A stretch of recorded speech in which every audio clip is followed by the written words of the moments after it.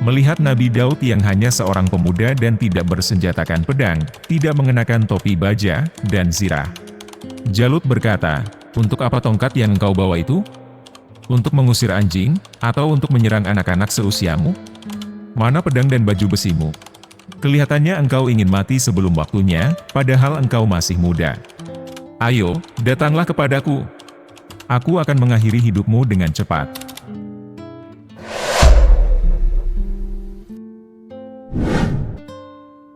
Assalamualaikum warahmatullahi wabarakatuh. Sahabat kalbu yang Allah cintai. Kisah kali ini menceritakan, Nabi Daud mengalahkan Raja Jalut hanya dengan ketapel. Salah satu nabi utusan Allah yang terkenal adalah Nabi Daud alaihi salam. Ia berasal dari keturunan Nabi Ibrahim melalui Nabi Ishak alaihi salam. Ia juga ayah dari Nabi Sulaiman alaihi salam, yang merupakan salah satu dari banyak anaknya. Nabi Daud alaihissalam tinggal di Bethlehem, Palestina, dan menggantikan Raja Talut sebagai pemimpin Bani Israel setelah Raja Talut gugur. Ia dikenal sebagai pemimpin yang adil, dan bijak dalam memberikan keputusan. Nah sahabat kalbu, bagaimana kisah Nabi Daud alaihissalam selengkapnya? Hingga ia nanti akan menghadapi Jalut dengan ketapel, berikut kisahnya. Nabi Daud merupakan keturunan Nabi Ibrahim dari Nabi Ishak alaihissalam. Sehingga, ia memiliki nama Daud bin Isha, bin Uwaibid, bin Buas, bin Salmon, bin Hashun, bin Aminadab, bin Aram, bin Hasrun, bin Faris, bin Yahudza, bin Yakub, bin Ishak. Kisah tentang Nabi Adam alaihissalam yang memberikan sebagian umurnya kepada Nabi Daud. Dari hadis sahih yang diriwayatkan oleh Abu Hurairah. Menurut hadis tersebut, dikisahkan Nabi Adam alaihissalam merasa takjub dengan jiwa-jiwa yang Allah Subhanahu wa Ta'ala ciptakan, yang akan menjadi keturunannya kelak. Dalam jiwa-jiwa tersebut, Nabi Adam alaihissalam terpaku melihat salah satu sosok yang memancarkan cahaya. Nabi Adam pun bertanya kepada Allah Subhanahu wa Ta'ala siapakah gerangan sosok yang memancarkan cahaya tersebut. Allah Subhanahu wa Ta'ala pun menjawab bahwa dia adalah keturunan Nabi Adam yang akan menjadi umat akhir zaman bernama Daud. Kemudian, Nabi Adam kembali bertanya kepada Allah Subhanahu wa Ta'ala berapa umurnya di dunia, dan Allah Subhanahu wa Ta'ala menjawab 60 tahun.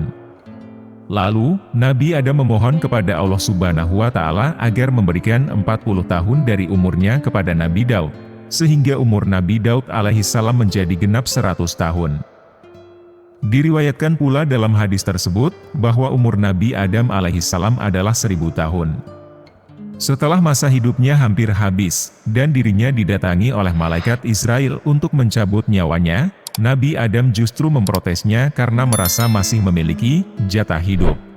Kemudian, malaikat Israel mengingatkan Nabi Adam, bahwa ia telah memberikan 40 tahun umurnya untuk Nabi Daud.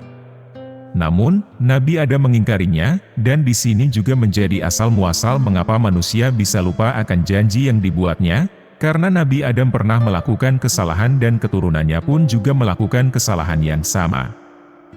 Sahabat kalbu yang beriman, ada kisah menarik mengenai Nabi Daud yang melawan Jalut pada suatu peperangan yang dikutip dari buku Dahsyatnya Doa Para Nabi oleh Syamsuddin Nur. Kaum Bani Israel kehilangan pemimpin setelah Nabi Musa alaihissalam meninggal. Allah Subhanahu wa Ta'ala mengutus Samuel sebagai nabi yang memberikan petunjuk kepada mereka. Dari petunjuk itu, Talut dipilih sebagai raja Bani Israel. Talut mempersiapkan pasukan militer dengan merekrut para pemuda dan orang-orang yang kuat. Pasukan itu dilatih untuk menghadapi musuh yang kuat, berani, dan menguasai Palestina sejak lama. Nabi Daud dan dua kakaknya diutus oleh ayah mereka untuk masuk ke dalam barisan laskar Talut yang sedang merekrut tentara. Namun, ayahnya meminta Nabi Daud untuk berada di belakang karena ia masih muda dan belum berpengalaman. Talut melakukan ujian untuk mengukur kedisiplinan tentaranya dalam mengikuti perintahnya sebagai raja. Hanya sedikit tentara yang lulus ujian itu, salah satunya adalah Nabi Daud alaihissalam. Talut tetap bertekad untuk membela Palestina, dan menuju ke medan perang meski banyak tentaranya yang gagal dalam ujian. Ia hanya berharap pada rombongan kecil yang setia padanya. Di medan perang, mereka berhadapan dengan musuh yang sangat tangguh. Mereka memiliki tubuh yang kuat dan besar, serta perlengkapan perang yang lengkap. Banyak tentara Talut yang merasa takut melihat keadaan itu. Jalut adalah panglima yang memimpin tentara musuh. Ia sangat terkenal karena keberanian, keterampilan, dan tidak pernah kalah dalam peperangan. Tidak ada yang bisa mengalahkannya dalam pertarungan. Tentara Jalut berjumlah 8.000 orang, sedangkan tentara Talut hanya 300 orang. Di antara mereka ada Nabi Daud alaihi salam, yang merupakan salah satu dari sedikit tentara yang setia pada Raja Talut. Kubu Talut merasa takut dan kecil hati menghadapi musuh. Hanya sebagian kecil yang tetap setia pada Talut, yang berani melawan Jalut dan pasukannya. Mereka mengandalkan tawakal dan iman kepada Allah Subhanahu wa Ta'ala. Mereka rela mati syahid untuk merebut kembali rumah dan tanah mereka. Kelompok yang setia menyemangati kawan-kawannya itu, lalu berdoa kepada Allah Subhanahu wa Ta'ala, sebagaimana yang tercantum dalam Al-Quran Surah Al-Baqarah ayat 250. Yang artinya, ketika mereka maju melawan Jalut dan bala tentaranya, mereka berdoa, "Ya Tuhan kami, tuangkanlah kesabaran atas diri kami, dan kokohkanlah pendirian kami dan tolonglah kami terhadap orang-orang kafir." Pertempuran pun dimulai.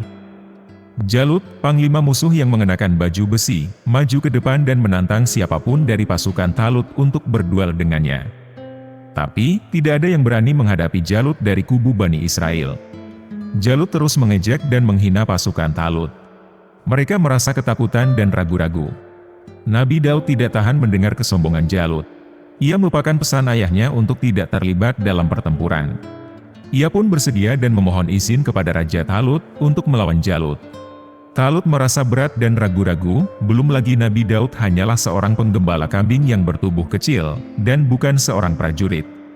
Nabi Daud berkata kepada Talut, "Janganlah engkau melihat usia muda dan fisikku yang lemah.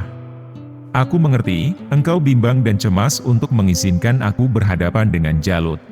Tapi, ingatlah, bahwa kemenangan dalam pertarungan tidak ditentukan oleh fisik dan badan saja, melainkan oleh hati yang teguh, semangat yang tinggi, iman, dan tawakal kepada Allah Subhanahu wa Ta'ala, yang mengatur hidup mati hambanya." Talut akhirnya mengizinkan Nabi Daud alaihi salam untuk melawan Jalut, dan memberinya pedang, topi baja, dan zirah atau baju besi. Tapi, Nabi Daud menolak untuk memakainya, karena merasa berat dan tidak nyaman. Nabi Daud tidak pernah berperang, dan tidak memiliki pedang. Yang ia bawa hanya tongkat, batu kerikil, dan katapel untuk melempar batu-batu itu.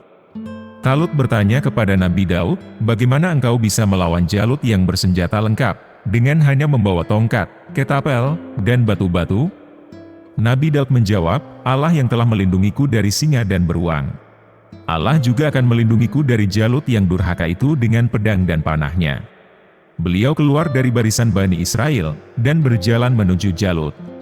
Melihat Nabi Daud yang hanya seorang pemuda dan tidak bersenjatakan pedang, tidak mengenakan topi baja, dan zirah, Jalut berkata, "Untuk apa tongkat yang engkau bawa itu? Untuk mengusir anjing, atau untuk menyerang anak-anak seusiamu? Mana pedang dan baju besimu? Kelihatannya engkau ingin mati sebelum waktunya, padahal engkau masih muda. Engkau belum tahu suka dukanya hidup. Engkau masih perlu banyak belajar dari pengalaman. Ayo, datanglah kepadaku. Aku akan mengakhiri hidupmu dengan cepat. Dagingmu akan menjadi santapan bagi binatang di darat dan burung di udara." Nabi Daud berkata kepada Jalut, "Engkau boleh sombong dengan zirah dan topi besimu. Engkau boleh anggap dirimu kuat dan perkasa dengan pedang dan panahmu. Tapi, ingatlah, semua itu tidak akan bisa melindungi nyawamu dari tanganku yang masih muda dan suci ini. Aku hadir di sini dengan nama Allah Subhanahu wa Ta'ala, Tuhan Bani Israel yang selalu engkau hina, engkau jajah, dan engkau taklukkan. Tak lama lagi, engkau akan tahu, apakah pedang dan panah yang akan menghabisiku, atau kehendak dan kekuasaan Allah Subhanahu wa Ta'ala, yang akan mengambil nyawamu, dan mengutus engkau ke neraka jahanam." Jalut berjalan mendekati Nabi Daud. Sebelum ia sampai, Nabi Daud cepat-cepat melempar batu dengan ketapel ke kening Jalut. Kepala Jalut berdarah, dan matanya tertutup darah. Dengan izin Allah Subhanahu wa Ta'ala, Jalut roboh setelah terkena lemparan batu kedua dan ketiga. Ia jatuh tersungkur dan mati seketika. Pasukannya kocar-kacir, dan lari dikejar pasukan Talut.